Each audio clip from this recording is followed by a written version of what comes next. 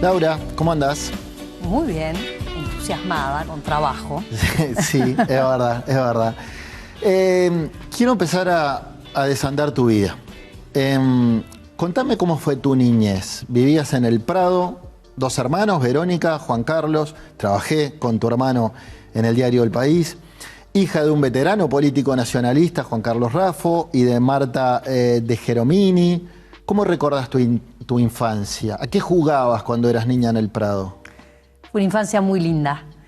Vivíamos en Agraciada y Gil y mis tíos, mis primos, mis abuelos vivían todos en la vuelta. Alrededor de esa esquina estaba concentrada gran parte de la familia. Entonces cruzábamos a la casa de uno y de otro. De hecho, al lado de mi casa estaba la de mis primos de un lado, la de mis abuelos maternos del otro, cruzando la calle mis abuelos paternos, cruzando Gil, otros tíos. Entonces toda la familia ahí cerquita. Esa foto es ahí, Mirá vos. en Agraciada y Gil, con mi hermana Vero, que es la más grande. Ajá. Y fue una linda niñez. Íbamos al cine Maturana, todos los primos juntos. Éramos una banda de 10 que íbamos caminando al cine. Jugábamos en la vuelta, se jugaba mucho en la vereda, andábamos en bicicleta. Una niñez a ver, sin comparaciones, una niñez sana, saludable. Una linda niñez. Por suerte, nací en una familia que me podía dar una educación, una atención en salud. Teníamos nuestras necesidades más que cubiertas y por lo tanto pude disfrutar de ir al colegio, de jugar con mis primos, de hacer el programa de ir al cine todos juntos, claro, de disfrutar ahí. La verdad que tengo recuerdos súper lindos del Prado, lo tengo con mucho cariño, y mi abuela hasta que se murió siguió viviendo ahí, así que yo siempre volvía al barrio a visitarla. Mirá vos. Lo que me sopló Wikipedia, y yo no sabía, es que en tu adolescencia ganaste el Premio Nacional de Literatura sí, de obra inédita de poemas. Es cierto. Esa no la tenía. ¿No? ¿Viste qué romántico? ¿Recordás de memoria esa poesía?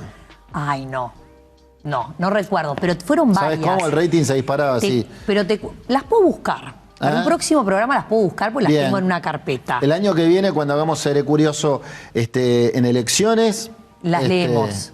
Porque fueron varios poemas. Me presenté primero a un concurso en el INJU. Ajá. Con un poema y gané un segundo premio. Y después yo tenía un profe, Jorge Medina Vidal, ajá, que aparte siempre me decía: Laura, no te dediques a estudiar economía, cuando yo ya estaba en quinto y me iba a sexto de economía en el liceo, porque escribís y vas a perder todo eso tan lindo que tenés, esa conexión con la literatura. Y él me ayudó mucho y me convenció de postularme al Premio Nacional de Literatura. Mirá vos. Y me postulé, y cuando lo gané no podía creer. Pero ¿te acordás la temática sobre qué escribiste? Sí, claro, eran poemas que tenían mucho que ver con la adolescencia, con el crecimiento, con las relaciones, con los desamores. Mirá vos. Eran medios, no eran totalmente románticos. Había uno que había algo de desamor, capaz. Poema desconstruido al gran Rafa, por ejemplo, que se lo hizo un amigo mío. Ajá. Sí, eran lindos poemas. Mirá vos. Sí, eran lindos. Una vez me dijiste para Montevideo Portal que a los 16 años, cuando ibas al Liceo Francés, te diste cuenta que querías ser economista, y un profesor también tuvo algo que ver. ¿Cómo se despierta esa vocación? En el Liceo Francés teníamos una educación que era muy completa, porque vos tenías toda la parte de educación formal uruguaya y luego tenías como que hicieras el bachillerato en Francia.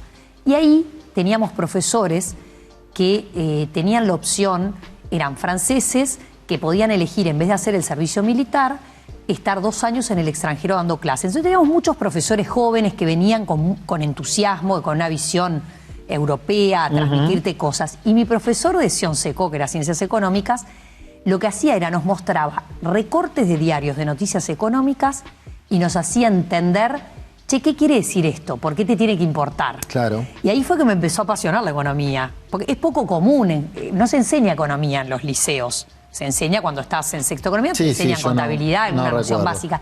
Y él desde cuarto de liceo nos decía, bueno, ¿por qué te tiene que importar esto? ¿Por qué te tiene que importar que los precios suban? ¿Por qué te tiene que importar que un país haga un acuerdo de libre comercio? Y ahí me empecé a apasionar y con 3 compañeros, con Tuti y con Rafa, dijimos, che, vamos a estudiar economía. Vamos a entrar a ciencias económicas, no para hacer la carrera de contador, que era lo más tradicional, sino para hacer la carrera de economista. Mira vos. Sí. Tuviste un pasaje por el periodismo también. Todos te recordamos, por lo menos los que tenemos más de 40, en Zona Urbana en 2003. Acá te vemos en Telemundo como analista económica. ¿Qué te dejó tu pasaje por el periodismo televisivo? Es una profesión espectacular. Arranqué en el periodismo escrito. Porque cuando... ¿En El Observador o...? En El Observador. Ajá. Yo estaba en tercero de facultad y en El Observador les parecía que era más sencillo contratar a un estudiante de economía que aprendiera a escribir que contratar a un periodista que aprendiera de conceptos económicos. Claro. Entonces apostaron, había varios estudiantes de economía y ahí arranqué. Y después en Canal 10 con Zona Urbana, en Telemundo, en Código País. El periodismo es una profesión espectacular. Bueno, últimamente también en Todas las Voces como panelista, en Todas las Voces, ¿no? ya como Canal panelista 4. política, Sí. donde ahí yo ya cumplía un rol de dirigente política que daba mi opinión en un programa, pero anteriormente era columnista económica.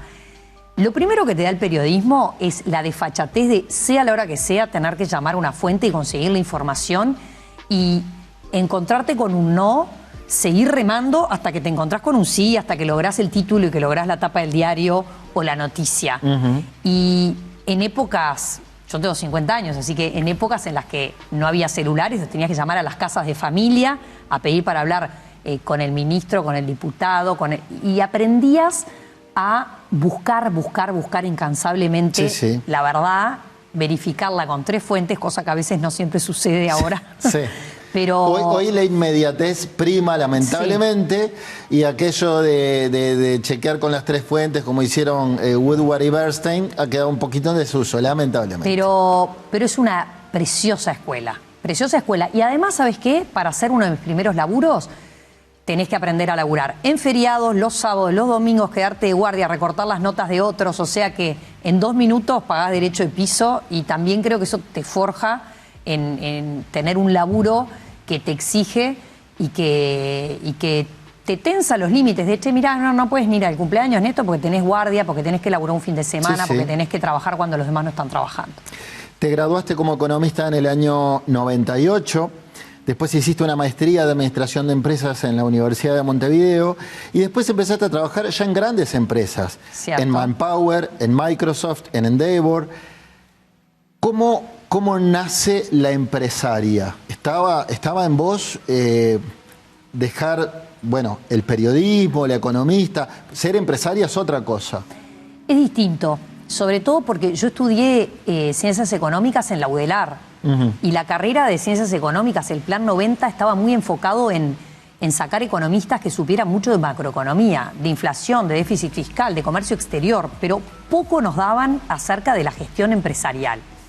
Entonces, cuando yo estaba trabajando en el diario El Observador y estaba editando un suplemento que se llamaba Café y Negocios, empezó llamándose Café y Fax, luego migró a Café y Negocios, empecé a vincularme con el mundo empresarial, de cómo hacían las compañías para instalar sus marcas, para lograr posicionamiento, para crecer en el mercado, y ahí me empezó a apasionar el mundo de la empresa. Y dije, che, a mí me gustaría saber más de esto. Ahí fue que hice el MBA, el Máster en Administración de Empresas, y cuando terminé, claro, hacías el MBA y obviamente las posibilidades de trabajo después se te empiezan a multiplicar. Claro. Entonces ahí, directo desde el MBA, inmediatamente tuve una oferta laboral para ir a Manpower a trabajar en una gerencia que era Manpower Professional.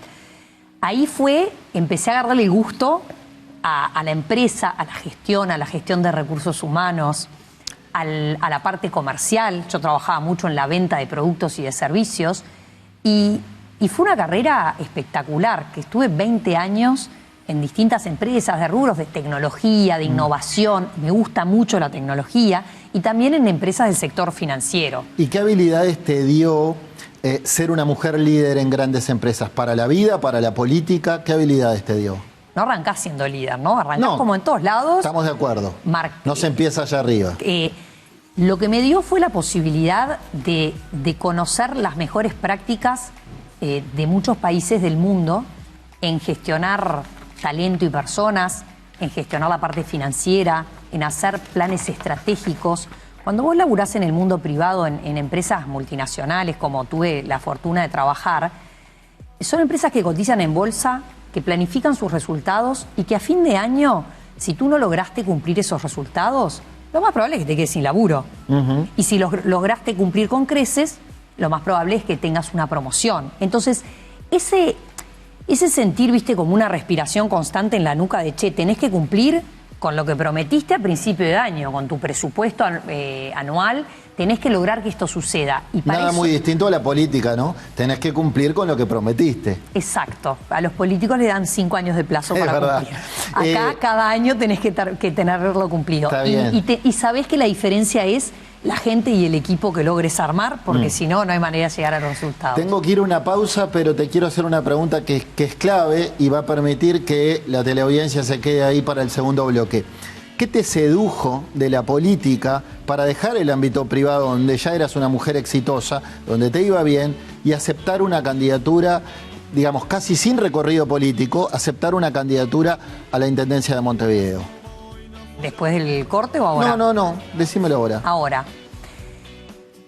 a partir de determinada edad, además de importarte que se haya desarrollado tu vida personal y familiar, yo tengo 2 hijos que ahora tienen 16 años, te empieza a preocupar mucho más también la vida en comunidad, tu país, cómo le está yendo a la gente. Vos desde el sector privado podés tener 1000 planes, nosotros los teníamos de responsabilidad social, hacíamos planes con Teletón, planes de instalar computadoras en los barrios periféricos. Siempre estás en contacto con cómo estar con tu comunidad colaborando a que se desarrolle mejor. Pero no estás colaborando con toda la fuerza para el país. A mí lo que me llamó fue esa posibilidad cuando vi que nuestro presidente había logrado llegar al gobierno y estaba la chance de cambiar el rumbo del Uruguay, impulsar un modelo donde la gente se pudiera desarrollar más, donde creciéramos como país, donde fuéramos un país que le permitiera a las personas cumplir sus sueños. Dije, yo quiero aportar mi grano de arena, a mí me importa, me interesa, quiero, no es solo tu vida, la de tus hijos, la de tu familia, la de tus amigos, es también la vida del país que te interesa como lugar que te dio oportunidades y al cual querés contribuir. Vamos a una pausa y tras la misma seguimos charlando con la dirigente nacionalista precandidata por el Partido Nacional, Laura Raffo. Ya venimos.